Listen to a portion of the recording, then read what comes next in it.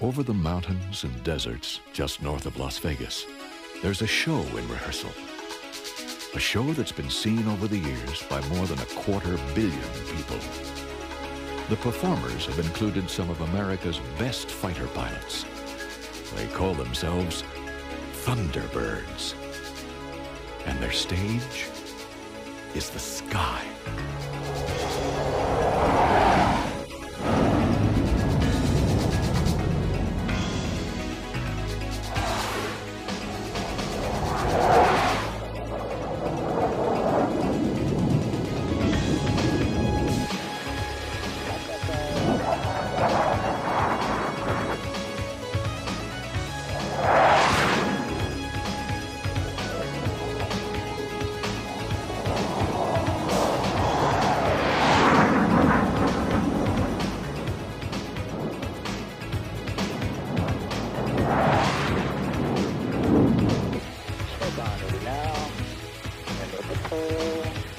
What you're about to see is a story of excellence, teamwork, and self-revelation. Our heroes are a group of unassuming men and women who are constantly striving to do their personal best. This is a story of high-tech machines, powerful and fast enough to fly at twice the speed of sound. Men and machines. As a team, they soar to the heights of their profession and represent the very best qualities of America's armed forces.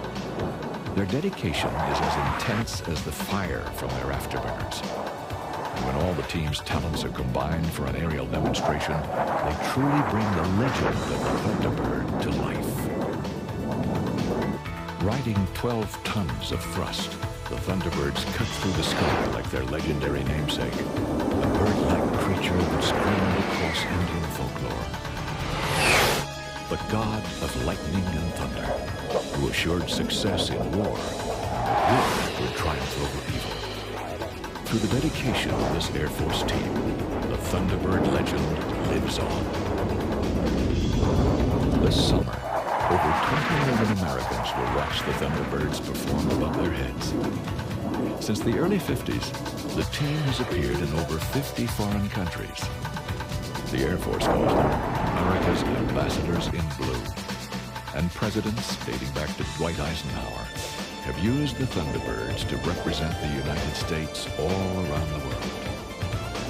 But as the pilots focus their concentration on the aerial maneuvers, there's little time for thoughts of the team's historic past. During the next hour, we're going to take an inside look at the United States Air Force Thunderbirds. We'll see what it takes to be part of this elite squadron. We'll go back in time for a rare look at Thunderbird teams of the past. We'll meet the men and women who keep the planes flying. And we'll learn about G-forces as we ride in the cockpits with the pilots. Soon, this Thunderbird team will perform the first air show of a 9-month demonstration season. As a team, they've been practicing for months. As individuals, they've been preparing all their lives.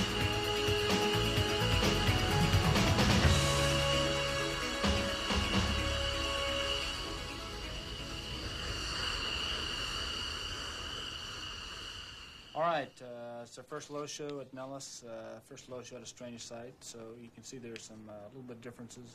Any comments on the takeoff? After every Thunderbird demonstration, the commander-leader of the team, who also flies the #1 jet, guides his fellow pilots through a critique of their individual and team performance.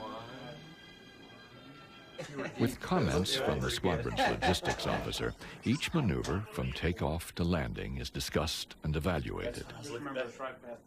Every rehearsal and performance is videotaped for these extensive debriefing sessions. The cameras are placed at show center to ensure that the aerial routines look their best to the audience below. Timing is a critical factor for any performer, especially when you're flying a high-performance aircraft. Although there's some lighter moments, it's obvious that the Thunderbird pilots are their own toughest critics. But overall, I was pretty well pleased with the show today, and everybody did a pretty good job. we'll go out this afternoon and do better. Any questions?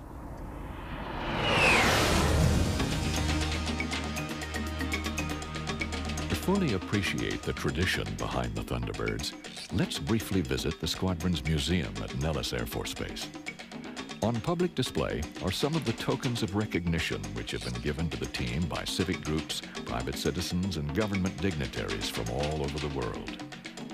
Through the years, the team has been honored with the keys to numerous American and foreign cities.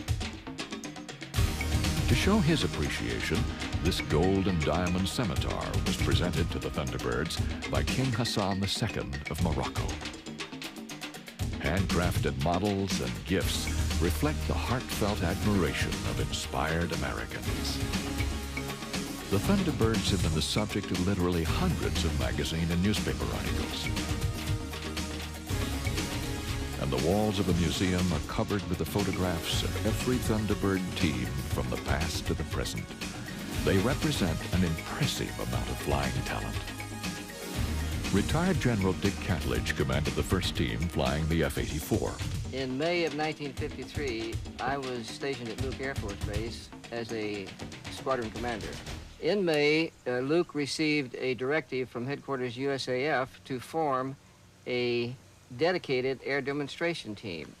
We would dedicate the pilots, air crews, and maintenance people to this mission.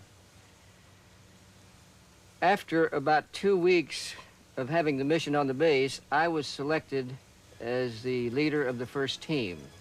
In selecting a name for the team, we decided to run a contest in the base newspaper. The name we actually selected was the Stardusters. And we used the name the Stardusters for about 1 month, and then our boss at the command headquarters sent us a directive that said, I don't like that name. I'd like for you to name the team the Thunderbirds, since you're in the Phoenix area, and that's legendary in that area. The total team consisted of 5 demonstration pilots, 1 public information officer, 1 maintenance officer, and 30 maintenance personnel for the aircraft. At that time, the team leader would select somebody, tap him on the shoulder, and ask him if he would like to be a Thunderbird. It's quite a lengthy selection process today. Our routine, the first one, was conceptually different in that we decided to keep the show right over the airstrip all the time. So we did about a 15-minute demonstration with a constant 4G back pressure on the stick. We were never out of sight of the crowd. We never flattened out. We did our turns right from one maneuver to another, 4G constantly. We had no restrictions. We were permitted to fly as low as we wanted to fly, do anything we wanted to do. So we had to practice self-discipline, and we had a very good record despite the lack of regulations and restrictions. We had no accidents. We did not scratch an airplane. In 1956, the Thunderbirds began flying the world's first supersonic jet fighter, the F-100 Super Sabre. Retired Colonel Hoot Gibson, a combat ace from the Korean War, took the team south of the border. I was fortunate enough during my tour on the Thunderbirds to be able to take them to South and Central America. We went to every country, and I remember we flew in Rio de Janeiro over Sugarloaf, and we had over 1 million people watch our show in Rio.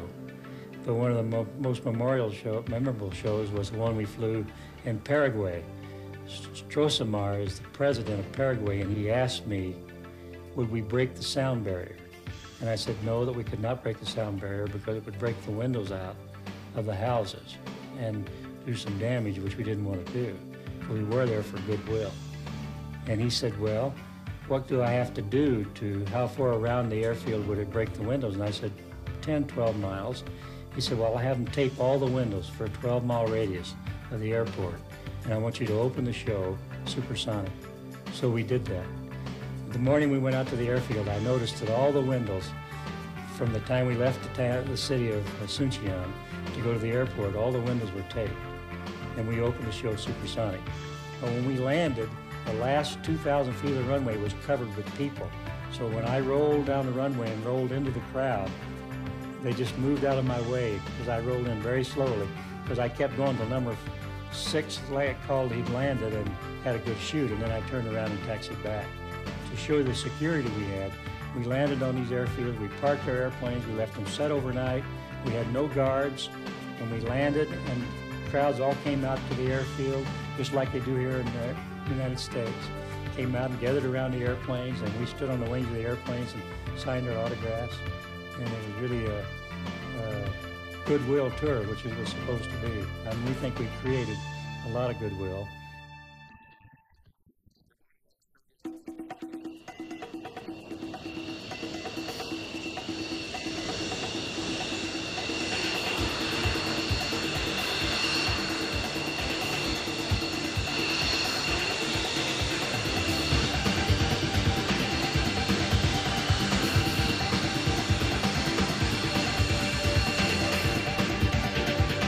In 1956, the Thunderbirds moved from Luke Air Force Base in Phoenix, Arizona, to their present home in southern Nevada.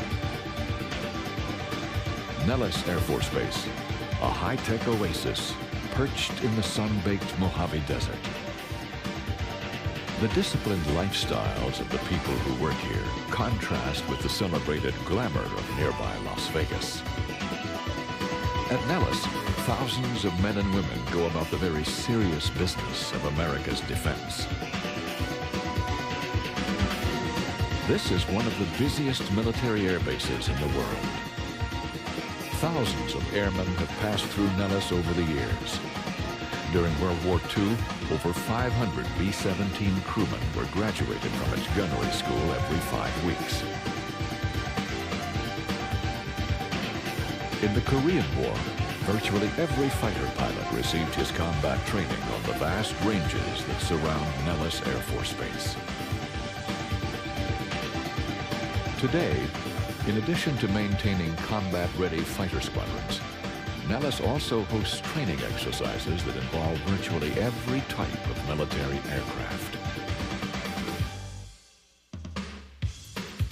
The Army, Navy, Marines, plus Allied forces from around the globe also visit here for advanced schooling.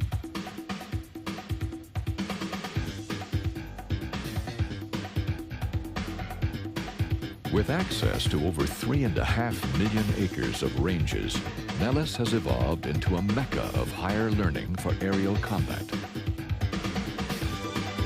Not surprisingly, it's come to be known as the home of the fighter pilot.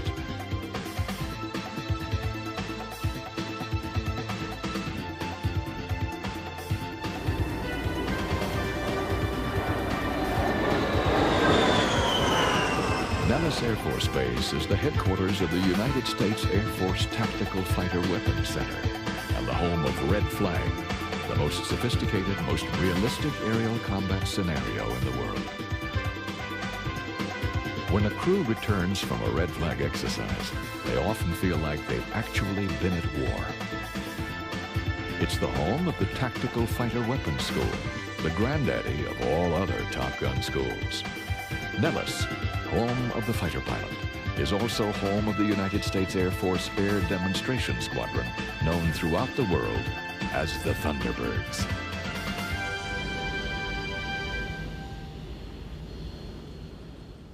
The emblem on the floor has a lot to do with pride and tradition.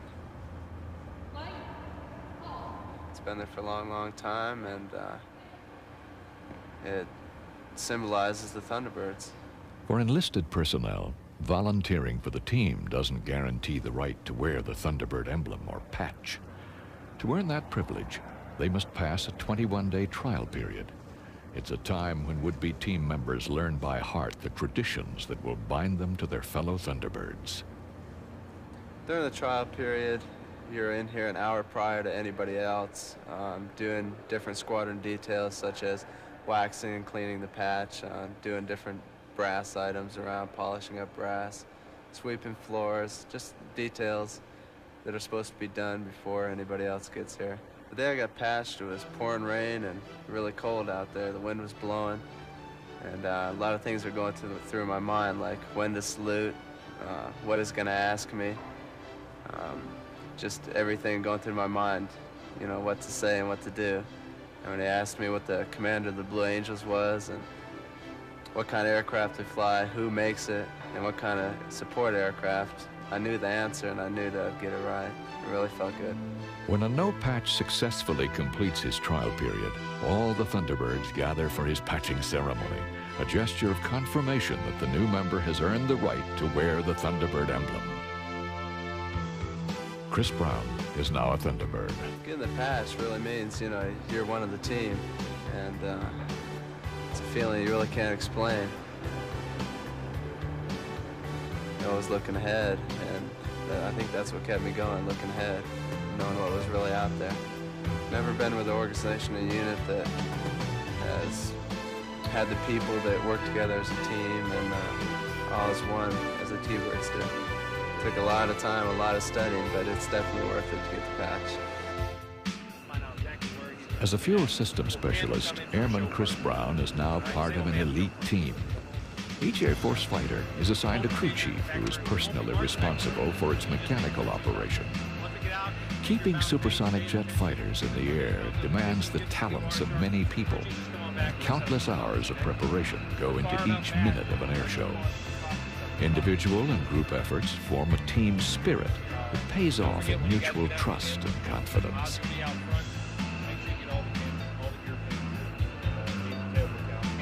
In the air, the pilot's actions are enjoyed by thousands of spectators below. But the crowd rarely notices the work of the ground crews who keep the planes flying. Thunderbird pilots don't perform the usual pre-flight checks that are standard procedure for all other Air Force pilots.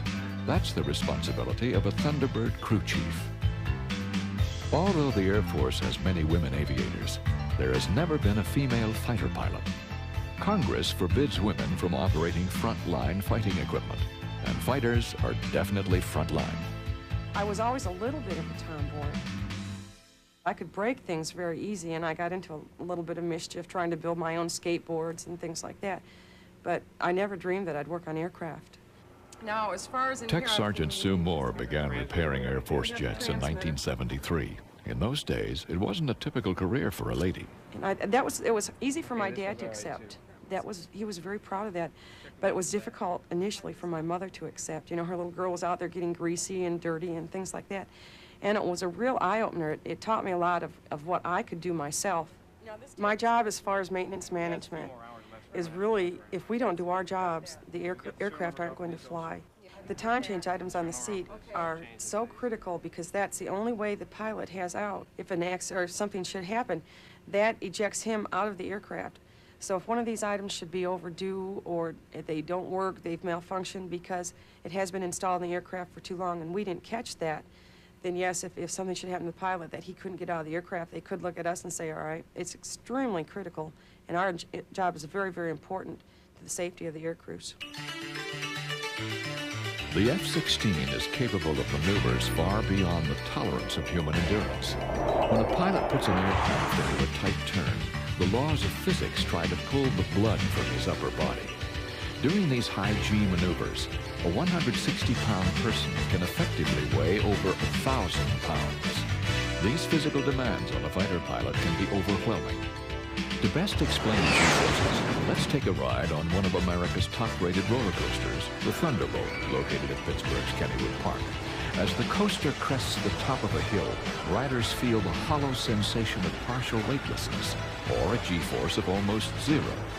When the roller coaster enters a steep bank, riders experience momentary forces of about 3 Gs. Now imagine controlling a jet 6 feet away from another aircraft under a constant pressure of 4 to 6 Gs. To become a demonstration pilot is what we call a special duty assignment in the Air Force. You have to be a volunteer for it. When Captain K.C. Scowell of Wilmar, Minnesota volunteered for the Thunderbirds, he was an instructor assigned to an F-5 squadron. Although he had logged over 1,800 hours in high-performance jets and had graduated as top gun from the Fighter Weapons Instructor course, he had never actually piloted an F-16.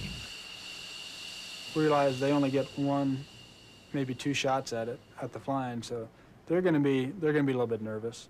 KC, it's for you. The captain was participating in a red flag exercise at Nellis when he got an unexpected call from the commander-leader of the Thunderbirds. Yes, sir. I can be there right away. His evaluation flight with the team had been moved up. As he walked along the flight line, he was more than just a little nervous. It's like having your driving skills tested in a car you've never driven. Back on that stick. Any left tendency, you push on the left, will tend to break that wing to the left. Okay. So just straight on back, and we just tell them to fly the best they can. After all, every time we go out in public, you're going to have some pressure on.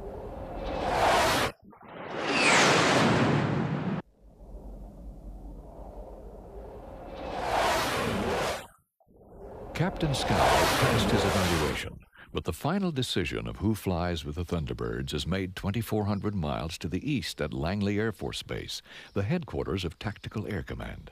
Well, ultimately, I'm responsible to select not only the leader, but all the members of the Thunderbird team. And I do that very carefully. There are lots of applicants. There's a lot of people who would like to be the leader and commander of the Thunderbirds. But being a commander demands more than just having the ability to fly an airplane very well. It demands that the individual be able to run the organization and lead, not necessarily manage. As I tell my people, we lead people and we manage things. So I need a leader. I need a dynamic leader, a charismatic leader. I need one who's articulate. I need one, above all, who has the highest integrity. And those are the things that I look for when I select that leader.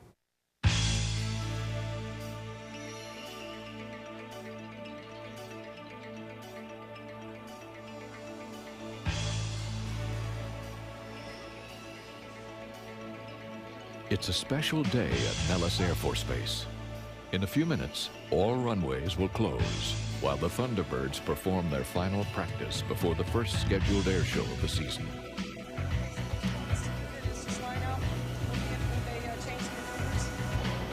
Technically, it's a practice, but every team member performs as though 100,000 fans are watching. In just 2 days, the team will fly to Tucson, Arizona to kick off the first of more than 75 air shows. Emotions run high, not unlike those of a sports team taking the field before a big game.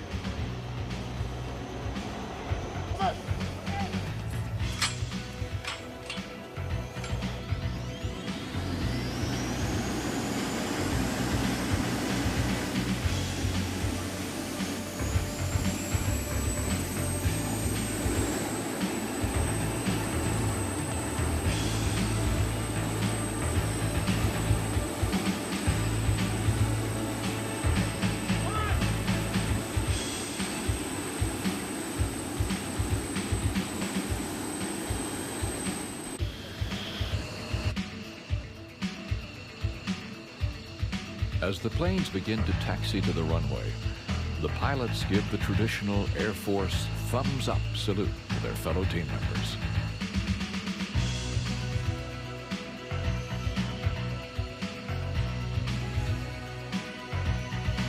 This year, the air show schedule will separate the team from their families and loved ones from late March until early November.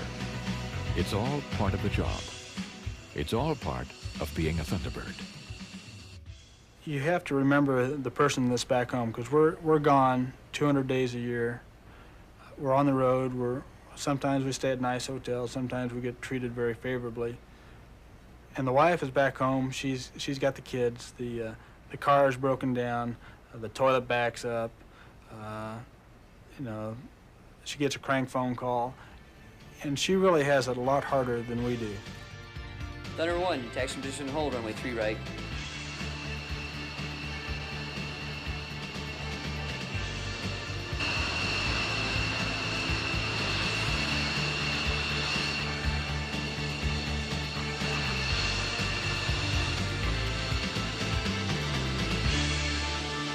Thunderbird 1, Thunderbird departure approved, change to departure, the wind is calm, clear for takeoff, runway 3 right. We're ready, 7. Stand by, boss. You're on. Thunderbirds, check. 2, 3, 4, 5, 6. Let's run them up. Thunderbirds, release clicks, 39. The throttles are pushed forward and the brakes are released. The final practice session begins. For 30 minutes, the sky over Nellis Air Force Base comes alive as the 6 F-16s perform their aerial ballet.